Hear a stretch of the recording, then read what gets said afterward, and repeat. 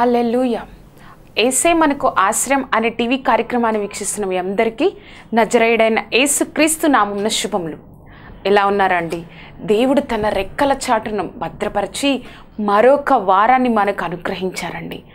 దేవుడే కాచి కాపాడకపోతే, దేవుడే ఒక మనిషిని నిలబెట్టకపోతే మనము ఈ విధంగా ఇంకొక వారాన్ని మనం చూడలేము కదా అండి. దేవుడికి మాత్రమే సమస్తమైన మహిమ, ఘనత, ప్రభావములు కలుగును గాక. ఈ యొక్క వారాన్ని కూడా వాక్యాన్ని ధ్యానించుకునే ముందుగా మనం ప్రార్థన చేసుకుందాం. సర్వోన్నతుడా, సర్వశక్తిమంతుడా, పరిశుద్ధాత్మదేవ యేసయ్యా, ప్రభా, కేవలం నీ కృప తండ్రి యేసయ్యా, ఈ విధంగా మరలా వాక్యాన్ని ధ్యానించుకోవడానికి మాకు నీ కృపను అనుగ్రహించావు దేవా. నువ్వు నిలబెట్టావు సర్వశక్తిమంతుడా, ఆశ్చర్యకరుడా. ఎవరైతే యొక్క వాక్యాన్ని చూడడానికి ప్రభా సిద్ధపడుతున్నారు, ఈ యొక్క వాక్యాన్ని చూస్తున్నారు ప్రభా, నేను కాదు ప్రభా, నీ యొక్క మాటలు నీ బిడ్డలతో మాట్లాడండి. సర్వశక్తిమంతుడా, నాలో ఉన్న ప్రతి ఒక్క ఆలోచనల్ని దూరం చేసి నీ నామానికి మహిమకరంగా, కేవలం నీ నామానికి మహిమకరంగా వాడుకోనండి దేవా. నీ గొప్ప కృపను అనుగ్రహించండి అయ్యా. నీ కార్యంతో నింపండి సర్వశక్తిమంతుడా, నీ శక్తితో నింపు దేవా యేసయ్యా. నువ్వు మాట్లాడండి. ప్రతి ఒక్క పరిస్థితిని నీ యొక్క అధికారంలోనికి తీసుకొని ఎటువంటి డిస్టర్బెన్స్ లేకుండా ప్రతి ఒక్కరూ నీ యొక్క వెలుగుతో నీ యొక్క సన్నిధిని అనుభవించేటట్లుగా ప్రభా సహాయంను దయచేసి నీ నామాన్ని కనపరుచుకొనగలరని, నీ కృపలో వర్ధిల్లింప చేయగలరని నజరేయుడైన యేసుక్రీస్తు నామమున అడిగి వేడుకొంచున్నాము తండ్రి. Amen, amen, amen. ఈ వారం మన యొక్క వాక్య ప్రసంగ అంశంగా కీర్తనలు 13వ అధ్యాయము 3వ వచనం. కీర్తనలు 13వ అధ్యాయము 3వ వచనం. యెహోవా నా దేవా, నా మీద దృష్టి ఉంచి నాకు ఉత్తరమిమ్ము. అక్కడ దావీదు అడుగుతున్నారండి, యెహోవా నా దేవా, నా మీద దృష్టి ఉంచి నాకు ఉత్తరం ఇవ్వు ప్రభా అని దావీదు ప్రార్థన చేస్తున్నారు. ఈ వారం మన యొక్క ప్రసంగ అంశము దేవుని దృష్టి ఎవరి మీద ఉంటుంది. దేవుని దృష్టి ఎవరి మీద ఉంటుంది? మనం ఎన్నోసార్లు ఎన్నో ప్రార్థనలు చేస్తాం కదండి దేవుని సన్నిధిలో. ఎన్నో సంవత్సరాల నుంచి ఒక విషయం గురించి మనం ప్రార్థన చేస్తూ ఉంటాము. మనము ప్రార్థనలు అడుగుతూ ఉంటాము, ప్రభా నాకు సహాయంను దయచేయి ప్రభా, నాకు ఈ విషయంలో నీ కార్యం కోసం నేను వేచి ఉన్నాను ప్రభా అని మనము దేవుణ్ణి అడుగుతూ ఉంటాము కదా. కానీ ఆ యొక్క ఎన్నో సంవత్సరాల నుంచి ఎంతగానో ప్రయాసపడుతున్నా దేవుడు కొన్ని విషయాలలో మన వైపు చూడట్లేదేమో, ఆ మొర వినట్లేదేమో అని ఉంటుంది. అప్పుడు మనం అడుగుతాము, ప్రభా ఒక్కసారి జ్ఞాపకం చేసుకోయ్యా, నేను ఏ స్థితిలో ఉన్నానో, నేను ఏ విధంగా ఉన్నానో, ఎంత బాధపడుతున్నానో, ఎంత కన్నీరు కారుస్తున్నానో, ఎంతగా నీ వైపు మాత్రమే నేను చూస్తున్నానో, ఒక్కసారి నన్ను దృష్టించి ప్రభా, ఒక్కసారి నా వైపు చూడు ప్రభా అని మనం ప్రార్థన చేస్తాం కదండి. ఎందుకంటే ఆ పరిస్థితి దేవుడు మాత్రమే మార్చగలడని మనం నమ్ముతున్నాం కాబట్టి దేవుణ్ణి అడుగుతాం, ప్రభా ఒక్కసారి నా యొక్క కుటుంబాన్ని దర్శించు ప్రభా, ఒక్కసారి చూడు ప్రభా, మేము ఎంత భయంకరమైన బాధ గుండా వెళ్తున్నామో, ఎంత కన్నీరు గుండా వెళ్తున్నామో, ఎంత అవమానం గుండా వెళ్తున్నామో అని మనం ప్రార్థన చేస్తాం. అప్పటికి కూడా దేవుడు చూడకపోతే ఒక్కసారి దృష్టించయ్యా, నేను ప్రార్థన చేస్తున్నాను, నా ప్రార్థనకి జవాబు ఇవ్వు ప్రభా, ఉత్తరం ఇవ్వు ప్రభా అని అంటాం. దావీదు కూడా 13వ అధ్యాయంలో ఈ విధంగా అంటాడండి. ఏమంటారంటే, ఎంతకాలం ప్రభా నన్ను మర్చిపోయావు, నిత్యము మర్చిపోతావా? అక్కడ కొన్ని వచనాలు ఉన్నాయండి. మనం చూచినట్లయితే మొదటి వచనం నుంచి మనం చూచినట్లయితే, ఎంతకాలం నన్ను మర్చెదవు, నిత్యము మర్చెదవా? ఎంతవరకు నా మనసులో చింతపడతాను నేను, ఎంతవరకు నా హృదయంలో పగలంతా దుఃఖక్రాంతున్నై ఉంటాను, ఎంతకాలం ప్రభా ఇవన్నీ అని అడుగుతూ కీర్తనలు 13వ అధ్యాయము 3వ వచనంలో ఈ విధంగా అంటారు, ప్రభువా నా మీద దృష్టి ఉంచి నాకు ఉత్తరమయ్యా, నా మీద దృష్టి ఉంచయ్యా. నిజంగా దేవుడే మన మీద దృష్టి ఉంటే మనకి అక్కడ లోటు అనేది ఉండదు కదండి. దేవుడే మనల్ని చూస్తూ ఉంటే మనకి లోటు అనేది ఉండదు. ఈరోజు మనము ఎవరి మీద దేవుని దృష్టి ఉంటుందో 3 విషయాల్లో మనం నేర్చుకుందామండి. అసలు దేవుడు ఎవరిని దృష్టిస్తారు, ఏ స్థితిలో ఉన్న వారిని దృష్టిస్తారు, మన ప్రార్థన 24 గంటలు ఎప్పుడు మనం ప్రార్థన చేస్తే దృష్టిస్తారా, లేకపోతే ఆయన దృష్టి మన మీద ఉంటుందా, లేకపోతే మనం ఏ విధంగా ఉంటే దేవుడు దృష్టి మన మీద ఉంటుందో మనం 3 విషయాలలో మనం నేర్చుకుందాం. ఈ వారం మన యొక్క వాక్య ప్రసంగ అంశం దేవుని దృష్టి ఎవరి మీద ఉంటుంది. మరలా ఒక్కసారి చెప్తానండి, దేవుని దృష్టి ఎవరి మీద ఉంటుంది. మొట్టమొదటిగా దేవుని దృష్టి యథార్థవంతుల మీద ఉంటుంది. మొట్టమొదటిగా దేవుని దృష్టి యథార్థంగా ఉండే వారి మీద ఉంటుందంట. 2వ దినవృత్తాంతాల గ్రంథము 16వ అధ్యాయము 9వ వచనం. 2వ దినవృత్తాంతాల గ్రంథము 16వ అధ్యాయము 9వ వచనం. తన ఎడల యథార్థ హృదయము గలవారిని బలపరుచుటకై యెహోవా కనుదృష్టి లోకమంతా సంచారము చేయుచుండెను.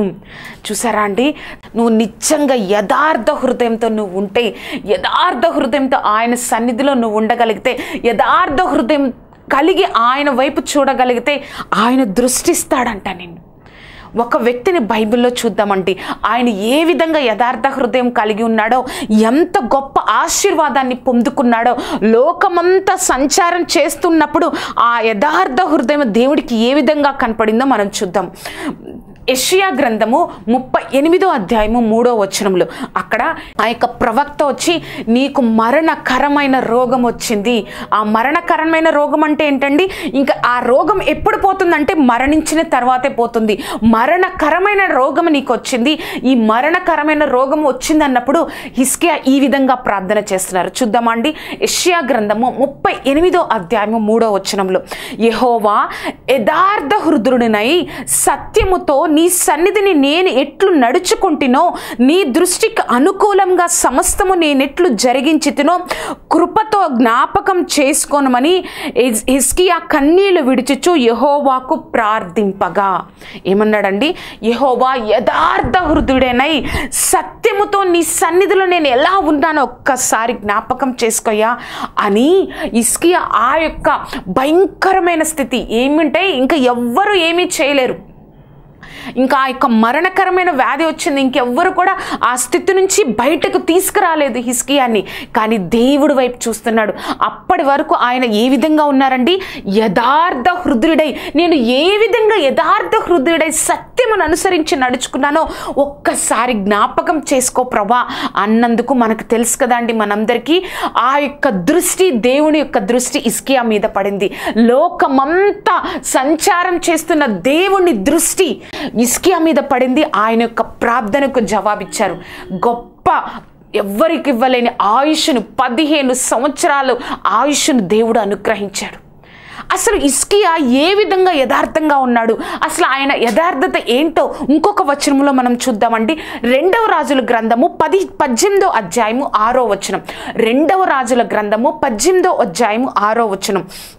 అతడు యెహోవాతో హత్తుకొని ఆయనను వెంబడించుటలో వెనుదీయక ఆయన మోషేకు ఆజ్ఞాపించిన ఆజ్ఞలన్నిటినీ గైకొనుచుండెను. ఎవరండి అతడు అంటే హిజ్కియా యెహోవాతో హత్తుకొని ఆయనను వెంబడించడంలో వెనుతీయలేదు. నువ్వు నేను కూడా ఆ వాక్యం చదువుతుంటే నాకు అనిపించిందండి, ఏ విషయంలో కూడా కాంప్రమైజ్ అవ్వలేదు. దేవుణ్ణి ఆరాధించడంలో, యథార్థ హృదయంతో ఉండడంలో, సత్యము అనుసరించి నడవడంలో, ఆ ఏ విషయంలో కూడా హిజ్కియా కాంప్రమైజ్ అవ్వాల, వెనుతిరగల.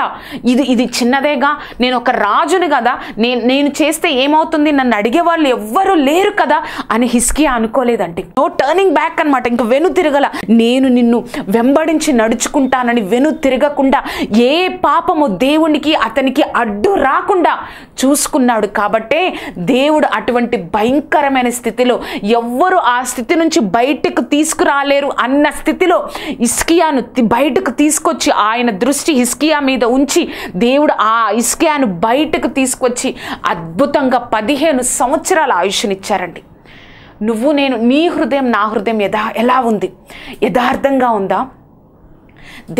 నీ హృదయం నా హృదయం యథార్థంగా ఉంటే ఆయన దృష్టి నీ మీద ఉంటుందండి. లోకంలో ఉన్న యథార్థ హృదయాలను బలపరచడానికి ఆయన కనుదృష్టి లోకమంతా సంచరిస్తుందంట. ఆ లోకమంతా సంచరిస్తున్నప్పుడు నువ్వు నేను కనబడితే ఎంత బాగుంటుందండి కదా.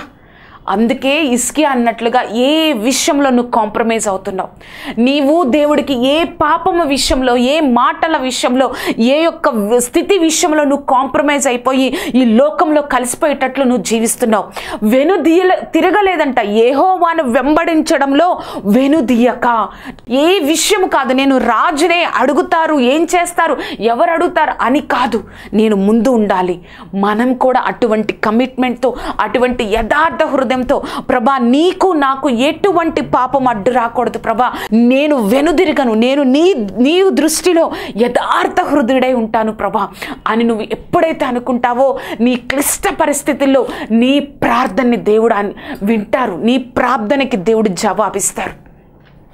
లోకమంతా ఆయన కనుదృష్టి సంచారం చేస్తుందంట, యథార్థ హృదయాలను బలపరచడానికి, నిన్ను నన్ను బలపరచడానికి నా కనుదృష్టి లోకమంతా సంచారం చేస్తుంది. నిన్ను బలపరిచేది దేవుడు.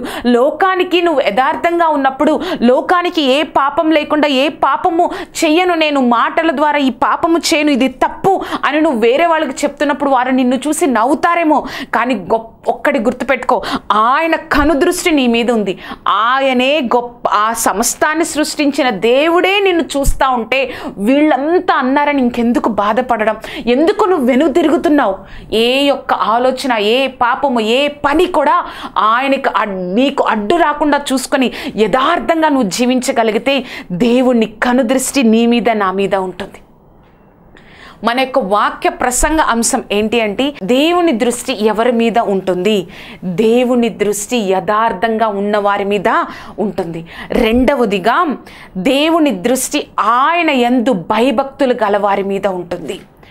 రెండవదిగా ఏంటి అంటే, దేవుని దృష్టి ఆయన యందు భయభక్తులు గలవారి ఎడల ఉంటుంది. ఒకసారి వాక్యాన్ని చూద్దామండి. కీర్తనలు 33వ అధ్యాయము 19వ వచనం. కీర్తనలు 33వ అధ్యాయము 19వ వచనం. యెహోవా దృష్టి ఆయన యందు భయభక్తులు గలవారి మీదను, ఆయన కృప కొరకు కనిపెట్టు వారి మీదను నిలుచుచున్నది. దేవుని దృష్టి ఆయన యందు భయభక్తులు గలవారి మీద ఉంటుందంట. నువ్వు ఎప్పుడైతే దేవుని యందు భయభక్తులు కలిగి ఉంటావో, దేవుని యొక్క కనుదృష్టి నీ మీద ఉంటుంది, నీ కుటుంబం మీద ఉంటుందంట. ఒక వ్యక్తిని బైబిల్లో చూద్దామండి.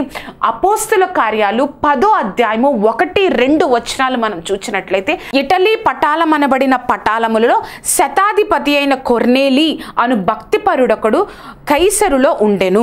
అతడు తన ఇంటి వారందరితో కూడా దేవుని యందు భయభక్తులు గలవాడై ఉండి ప్రజలకు బహుధర్మము చేయుచు ఎల్లప్పుడూ దేవునికి ప్రార్థన చేయువాడు. అతడు ఎలాగున్నాడు? దేవుని యందు భయభక్తులు కలిగి ఉన్నాడు, ప్రార్థన చేస్తూ ఉంటాడు, ధర్మకార్యాలు చేస్తూ ఉంటాడు. భయభక్తులు మొదటి క్వాలిఫికేషనే భయభక్తులు కలిగి ఉన్నాడు అని ఉంది. ఆ భయభక్తులు కలిగి ఉన్నారని దేవుడు వదిలేశారా అండి? దేవుడు ఏం చేశారో తెలుసా?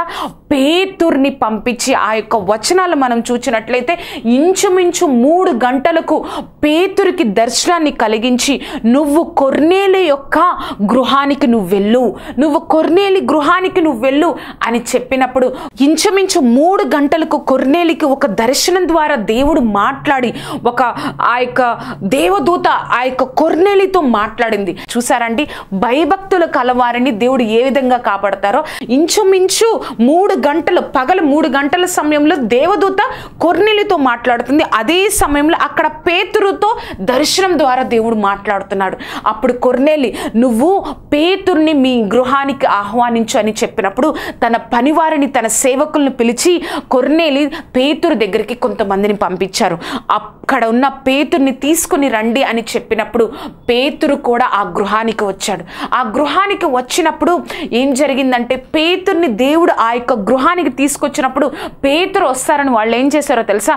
ఆ కొర్నేలి కుటుంబంలోనే వాళ్ళు కాదు, తన యొక్క బంధువులు, స్నేహితులు, ముఖ్య స్నేహితులతో కూడా తను ఆ యొక్క పేతురు రాకడ కోసం సిద్ధపడ్డాడంట. పేతురు అక్కడికి రాగానే కొర్నేలి, ఈ యొక్క దేవుడు నాకు ఈ యొక్క దర్శనాన్ని ఇచ్చారు, నిన్ను నా గృహానికి ఆహ్వానించమని చెప్పారని పేతురుతో చెప్పినప్పుడు పేతురు అక్కడ ఆ కుటుంబ సభ్యులకి, అక్కడున్న వారందరికీ ఏం చేశారంటే సువార్తను ప్రకటించారు. తరువాత ఏం జరిగిందో తెలుసా? ఆ కుటుంబంలో ఉన్న వాళ్ళందరూ రక్షింపబడ్డారండి. ఆ కుటుంబంలో ఉన్న వాళ్ళందరూ రక్షింపబడ్డారు.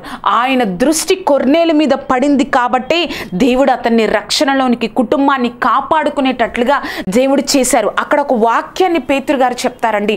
అపోస్తల కార్యము 10వ అధ్యాయము 34వ వచనంలో, దేవుడు పక్షపాతి కాడని నిజంగా గ్రహించి ఉన్నాను. Peter said, truly I understand that God shows no partiality. దేవుడే, ఆ పేతురు ఏం చెప్తున్నారు? దేవుడు పక్షపాతి కాడు. అయ్యో, వీళ్ళ మీదే దేవుని దృష్టి ఉంటుంది, వీళ్ళ మీదే, ఒక పాస్టర్ గారి మీదే, ఆ కుటుంబం మీదే, ఆ యొక్క ఎప్పుడు ఉపవాసం చేసి ఆయన ఎన్నుకున్న వారి మీదే దేవుని యొక్క దృష్టి ఉంటుంది. వారినే దేవుడు రక్షించుకుంటాడు, వారినే దేవుడు కాపాడుకుంటాడు. అది కాదు, గాడ్ షోస్ నో పార్షాలిటీ. దేవుడు పక్షపాతము చూపించే దేవుడు కాదు.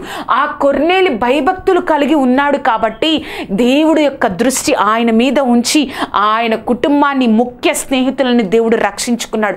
పేతురు అంటారు, మిమ్మల్ని ఆ పేతురు అక్కడ వాక్యం చెప్తా ఉండగానే ఆ యొక్క గదిలో ఉన్న వారి మీద పరిశుద్ధాత్ముడు దిగి వచ్చినప్పుడు పరిశుద్ధాత్మను పొందిన మీకు బాప్తీసం ఇవ్వకుండా ఏవి అడ్డుగా ఉన్నవి అని చెప్పి బాప్తీసం పొందండి వారికి ఆజ్ఞాపిస్తారు.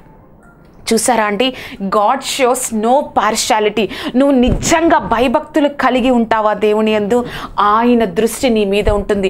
భయభక్తులు కలిగి ఉంటే ఆయన దృష్టి, లోకమంతా సంచారం చేస్తున్న ఆయన దృష్టి నీ మీద, నా మీద ఉంటుందండి. కొర్నేలికి దేవదూత ద్వారా దేవుడు మాట్లాడుతున్నారు. పేతురు ఎక్కడో ఉంటే అక్కడ పేతురుతో దేవుడు దర్శనం ద్వారా మాట్లాడి ఇద్దరిని సిద్ధపరిచి, అది ఎవరి కోసం? కొర్నేలి యొక్క కుటుంబం రక్షణ పొందాలని, కొర్నేలి యొక్క కుటుంబం ఒక మెట్టు ఆత్మీయంగా ఎదగాలని దేవుడు ప్లాన్ చేశారండి. దేవుడు ప్రణాళిక. ఎందుకో తెలుసా? ఆ కొర్నేలి భయభక్తులు కలిగి ఉన్నాడు కాబట్టి, ఆ కొర్నేలి దేవుని యందు భయభక్తులు కలిగి ఉన్నారు కాబట్టి లోకమంతా సంచరిస్తున్న దేవుని యొక్క కనుదృష్టి కొర్నేలి కుటుంబం మీద పడింది. ఆ యొక్క పేతురు చెప్తారు, నేనే కాదు పరిశుద్ధాత్మను పొందుకుంది, నేనే కాదు దేవుణ్ణి తెలుసుకుంది, నువ్వు కూడా దేవుణ్ణి తెలుసుకోవాలి. ఇప్పుడు నేను నమ్ముతున్నా, గాడ్ షోస్ నో పార్షాలిటీ.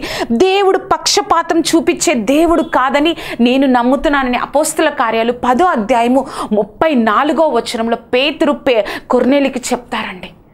చూసారా, భయభక్తులు కలిగి ఉంటే ఎవరో తెలీదు, కొర్నేలికి పేతురు తెలీదు, పేతురుకి కొర్నేలి తెలీదు, దేవుడు ఆ విధంగా కలిపాడు. నువ్వు నిజంగా భయభక్తులు కలిగి ఉంటే దేవుడు నిన్ను ఈ లోకానుసారమైన ఆశీర్వాదాలు, ఆత్మీయ ఆశీర్వాదాలతో ఆశీర్వదిస్తాడు. ఎట్లాగో తెలీదు, కానీ ఆయనకు తెలుసు. ఆయన ప్రణాళికలో నువ్వు ఉంటావు. దేవుని దృష్టి నీ మీద పడుతుంది కాబట్టి నిన్ను ఆశీర్వదించడానికి ప్రతి ఒక్క శక్తి, ఏ శక్తి అడ్డొచ్చినా దానన్నిటిని దూరం చేసి దేవుడు నిన్ను ఆశీర్వదిస్తాడు. ఎప్పుడో తెలుసా? ఆయన యందు భయభక్తులు కలిగి ఉన్నప్పుడు ఆయన కనుదృష్టి నీ మీద పడుతుంది. ఎంత గొప్ప ధన్యత అండి. ఎవరో పరిచయం చేయలేని దేవుని శిష్యుడైన పేతురు తన గృహానికి వచ్చారు. అది ఎవలా జరిగింది? కొర్నేలిగా పేతుర్ని కలవలేడు, కానీ దేవుడు ప్రణాళిక అది. ఎందుకంటే కొర్నేలి ఆయన యందు భయభక్తులు కలిగి ఉన్నాడు కాబట్టి. మన యొక్క వాక్య ప్రసంగ అంశం దేవుని దృష్టి ఎవరి మీద ఉంటుంది? దేవుని దృష్టి యథార్థ హృదయము కలిగి ఉన్న వారి మీద ఉంటుంది. రెండవదిగా దేవుని దృష్టి ఆయన యందు భయభక్తులు కలిగి వారి మీద ఉంటుంది. లాస్ట్ వన్, మూడవదిగా దేవుని దృష్టి నీతిమంతుల మీద ఉంటుంది. దేవుని దృష్టి ఎవరి మీద ఉంటుందండి? నీతిమంతుల మీద ఉంటుంది. ఒక వాక్యాన్ని మనం చూద్దామండి. కీర్తనలు 34వ అధ్యాయము 15వ వచనం. యెహోవా దృష్టి నీతిమంతుల మీద ఉన్నది, ఆయన చెవులు వారి మొరలకు ఒగ్గి ఉన్నవి. ఏమంటున్నారంటే his ears towards their cry. ఆయన మొరలు, వారి యొక్క బాధను ఆయన వింటారంట. His ears towards their cry. ఆయన చెవులు వాళ్ళ యొక్క బాధను వింటాయంట. ఎవరో తెలుసా? వాళ్ళు నీతిమంతులు. యెహోవా దృష్టి నీతిమంతుల మీద ఉన్నది, ఆయన చెవులు వారి మొరలను వింటాయి. ఎంత గొప్ప ధన్యత అండి! ఎప్పుడో తెలుసా? మనము నీతిగా జీవిస్తున్నప్పుడు, మనము నీతిగా ఈ లోకంలో నీతిని అనుసరించి నడుచుకుంటున్నప్పుడు ఆయన దృష్టి మన మీద పడుతుంది. ప్రభువా అని నువ్వు ప్రార్థన చేస్తావు చూడు, అసాధారణమైన కార్యాలు చేస్తావండి నీతిమంతంగా ఈ లోకంలో ఉంటే. ఒక వ్యక్తిని చూద్దామండి. యాకోబు రాసిన పత్రిక 5వ అధ్యాయము 16-17 వచనాలు. నీతిమంతుడైన ఏలియా ప్రార్థన అక్కడ విందాం. నీతిమంతుని విజ్ఞాపన మనఃపూర్వకమైనదై బహుబలము కలదై ఉండను. చూసారండి, నీతిమంతుని ప్రార్థన బహుబలము కలదే ఉంటుందంట. ఇంకేం లేదు. బహుబలం అంటే ఏంటి? ఇంకా వెంటనే ఆన్సర్ వస్తుంది. ఆయన వింటాడు ఆ ప్రార్థనని. ఎప్పుడో తెలుసా? మనము నీతిగా ఉన్నప్పుడు. చూద్దామండి, నెక్స్ట్ వచనం చూద్దాం. ఏలియా మన వంటి స్వభావం గల మనుషుడే. వర్షింపకుండునట్లు అతడు ఆసక్తితో ప్రార్థన చేయగా 3.5 సంవత్సరముల వరకు భూమి మీద వర్షింపలేదు. అతడు మరలా ప్రార్థన చేయగా ఆకాశము వర్షమునిచ్చెను, భూమి తన ఫలమునిచ్చెను. దానికన్నా ముందు వచనంలో ఒకటి ఉంది. నీతిమంతుని విజ్ఞాపన మనఃపూర్వకమైనదై బహుబలము గలదై ఉండెను. ఆ మాట చాలు కదండి. దేవుడి దృష్టిలో నీతిమంతులు ఎంత గొప్పగా ఉన్నారో. విజ్ఞాపన మనఃపూర్వకంగా వాళ్ళు విజ్ఞాపన చేస్తారు, అది బహుబలంగా పనిచేస్తుందంట. ఆ ప్రార్థనకి జవాబు వస్తుందంట. ఎప్పుడో తెలుసా? మనము నీతిగా ఉన్నప్పుడు. ఆ ప్రార్థన చూడండి, వర్షాన్ని ఆపేశారంట. ప్రార్థన చేసి వర్షాన్ని ఆపేశారంట. ఆ వర్షాన్ని ఆపేసి మరలా ప్రార్థన చేస్తే వర్షం వచ్చిందంట. ఆ సృష్టిని ఆపగల శక్తి నీతిమంతుని యొక్క ప్రార్థనకి దేవుడు అనుగ్రహించాడండి. లోకమంతా సంచారం చేస్తున్నప్పుడు నువ్వు నీతిగా నువ్వు జీవిస్తున్నావు. నీ జాబులో, నీ కుటుంబంలో, నీ యొక్క బంధువుల్లో, నీ యొక్క చుట్టుపక్కల నువ్వు నీతిమంతుగా ఉన్నావని దేవుడు చూశాడా? నువ్వు ప్రార్థన చేస్తే కార్యాలు నీ జీవితంలో జరగడం దేవుడు చూపిస్తాడు, నువ్వు అనుభవిస్తావు కూడా. నీతి అంటే ఏంటంటే, నీతి అంటే అర్థం నైతికంగా సరైన లేదా సమర్థించగలిగింది. ఇంకా నీతి అంటే ఏంటంటే మోరల్లీ రైట్, అది ఇంకా కరెక్ట్ అన్నమాట. ఆ విధంగా ఫాలో అవ్వడం, ఆ విధంగా జీవించడం ఈ లోక దృష్టిలో, దేవుని దృష్టిలో కరెక్ట్. ఆ విధంగా నువ్వు జీవించగలగాలి. అందుకే ఆది కాండంలో పరిస్థితులు ఎలా ఉన్నా, పరిస్థితి ఏ విధంగా ఉన్నా నోవాహును దేవుడు ఈ విధంగా అంటాడండి. 6వ అధ్యాయంలో ఏమంటాడంటే, నోవాహు నీతిపరుడును తన తరములో నిందారహితుడై ఉన్నాడు. ఏ నింద లేదు. ఈ తప్పు చేస్తున్నావు నోవాహు, ఈ కుటుంబంలో నీ తప్పుంది, నువ్వు హృదయంలో ఈ పాపం చేసావు అని ఏ నింద లేకుండా ఆరోగ్యంలో దేవుడు ఆ యొక్క నోవాహు గురించి జల ప్రళయం రాకముందు దేవుడు నోవాహును చూసి పలికిన మాట. 7వ అధ్యాయం ఏమంటారంటే, ఈ తరము వారిలో నీవే నా ఎదుట నీతిమంతుడివై కనబడుతున్నావు. నోవాహు గురించి దేవుడు సాక్ష్యం పలికారండి. తర్వాత మనకు తెలుసు కదా, నోవాహు కుటుంబం ఏ విధంగా రక్షింపబడిందో. ప్రపంచమంతా మట్టిగా అయిపోయినప్పుడు, మట్టి అయిపోయినప్పుడు, ప్రపంచమంతా అందరూ చనిపోయినప్పుడు నోవాహు కుటుంబం మాత్రమే రక్షింపబడింది కదా అండి. మనుషులుగా ఆ 8 మంది మాత్రమే రక్షింపబడ్డారు కదా. మనం కూడా నీతిగా జీవిస్తే దేవుడు ఎంత గొప్ప స్థానాన్ని ఇస్తారో ఒక వచనాన్ని చూసి మనం ప్రార్థన చేసుకుందామండి. యెషయా గ్రంథము 33వ అధ్యాయము 15వ వచనం. నీతిని అనుసరించి నడుచుచు యథార్థంగా మాట్లాడుచు నిర్బంధన వలన వచ్చు లాభమును ఉపేక్షించుచు లంచము పుచ్చుకొనకుండా తన చేతులను మలుపుకొని హత్యను మాట వినకుండా చెవులు మూసుకొని చెడుతనము చూడకుండా కన్నులు మూసుకొని వాడు ఉన్నత స్థలమున నివసించును. చూసారా అండి, మనము నీతిగా జీవిస్తే ఆయన దృష్టిలో ఉన్నత స్థలంలో నివసించడానికి మనల్ని సిద్ధపరుస్తాడు దేవుడు. ఈ లోకంలోనే కాదు, పరలోకంలో కూడా. చూసారా, ఆయన దృష్టి నీ మీద నా మీద ఉండాలి అంటే మనము నీతి పరులుగా ఉండాలి. ఎంత గొప్ప ఆశీర్వాదం ఉందండి. నీతిమంతుల విజ్ఞాపన మనఃపూర్వకమై బహుబలము గలదై ఉంటుంది. అంతేకాదు, నీతిమంతుల్ని దేవుడు ఉన్నత స్థానంలో ఉంచుతానంటున్నారు. ఇప్పుడు ఏ కేటగిరీలో మనం ఉన్నామండి? అసలు మనలో నీతి ఉందా? మనలో యథార్థత ఉందా? మనలో ఆయన యందు భయభక్తులు కలిగి ఉన్నామా? ఏ విధంగా మన స్థితి ఉంది? ఆయన దృష్టి లోకమంతా సంచరిస్తున్నప్పుడు మనము కనబడతామా అండి ఆయన దృష్టికి? మన కుటుంబం ఆయన దృష్టిలో ఉంటుందా అండి? ఒక్కసారి దేవుడు అంటున్నారు, పరీక్షించుకో. నా దృష్టి లోకమంతా సంచరిస్తుంది, కానీ నా దృష్టి ఎవరి మీద ఉంటుందో తెలుసా? ఆయన దృష్టి యథార్థ హృదయం మీద ఉంటుంది. నా దృష్టి భయభక్తులు కలవారి మీద ఉంటుంది. దేవుని దృష్టి నీతి గలవారి మీద ఉంటుంది. మనము ఎలా ఉన్నామో ఒక్కసారి పరీక్షించుకో. ఆయన దృష్టి మన మీద ఉండాలండి. ఈ లోకంలో భయంకరమైన పరిస్థితుల్లో మనం భయభక్తులతో యథార్థ హృదయంతో నీతిగా మనం జీవిస్తుంటే కొన్ని అవమానాలు పడాల్సి వస్తేమో, కొన్ని ఎగతాళిగా ఉంటామేమో. భయపడకు. మన దేవుడు వైపు నీ హృదయం ఉంది. మన దేవుడు దృష్టి నీ మీద ఉంది. వాళ్ళెవరండి? వాళ్ళు కాదు కదా నిన్ను ఆశీర్వదించేది, వాళ్ళు కాదు కదా నీకు ఆహారం ఇచ్చేది, వాళ్ళు కాదు కదా నీకు ఆరోగ్యాన్ని ఇచ్చేది. ఆయన వైపు ఆయన అలా ఉన్నమన్నారు. నేను ఆయన కోసం వెనుదీయక, ఇసుకేయలేక, ఆయన యందు భయభక్తులు ఉండడానికి వెనుదీయక యథార్థంగా భయభక్తులతో నీతిగా ఉంటాను అని అనుకుంటే దేవుని దృష్టి నీ మీద ఉంటుందండి. దేవుని దృష్టి నీ మీద ఉంటుంది. ఈ యొక్క చివరికి వచ్చేసామండి, మనం ఇంకా లాస్ట్కి వచ్చేసాం. ఈ సంవత్సరంలో వచ్చే కొత్త సంవత్సరంలో అడుగు పెడుతున్నా. ఇలానే కాదు, నీ దృష్టి నా మీద ఉంచుకొని నేను నూతన సంవత్సరంలో అడుగు పెట్టాలి ప్రభా అని ప్రార్థన చేద్దామండి. యథార్థ హృదయంతో భయభక్తులతో నీతిగా ఉండడానికి ప్రయాసపడదామా? ప్రార్థన చేసుకుందాం. సర్వోన్నతుడ, సర్వశక్తి మంత్ర, పరిశుద్ధాత్మదేవ యేసయ్య, నీ గొప్ప కృప కాపుదల తండ్రి, ఆశ్చర్యకరుడా ప్రభా, నీ యొక్క దృష్టి మా మీద ఉండాలి ప్రభా.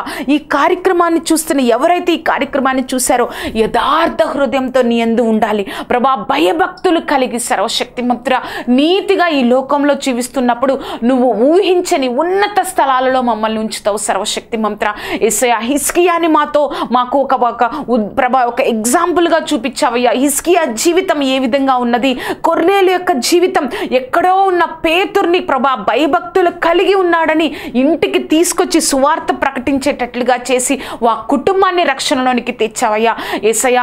ఏలియా ప్రభా యేసయ్య మా వంటి స్వభావం కలిగినా కూడా ప్రభా సర్వశక్తి మంతుడు, నీతి మంతుడు కాబట్టి వారి యొక్క ప్రార్థన బహుబలంగా తండ్రి వర్షం రాకుండా ప్రభా చేసిన ప్రార్థన తండ్రి ఆశ్చర్యకరుడా. ఎవరైతే ఈ కుటుంబంలో ఎవరైతే ఈ కార్యక్రమాన్ని చూస్తున్నారో వారి ప్రభా నీ దృష్టి నా మీద ఉండాలి ప్రభా.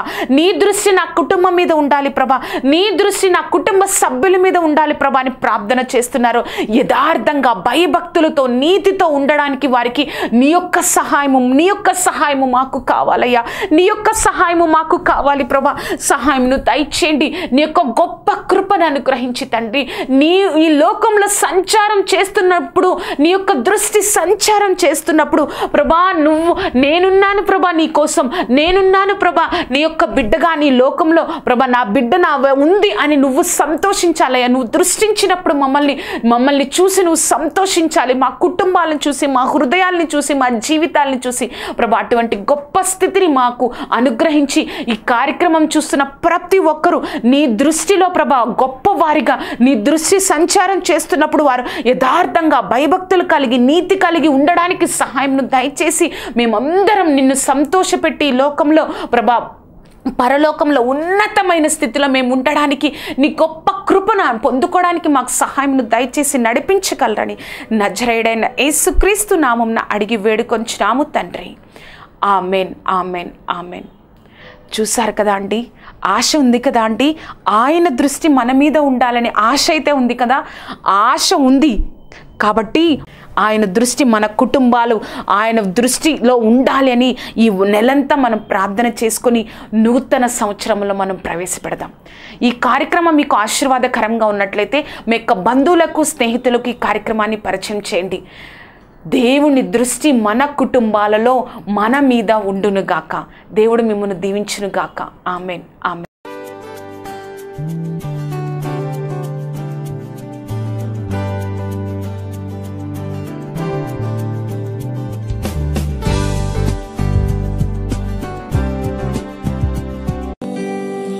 See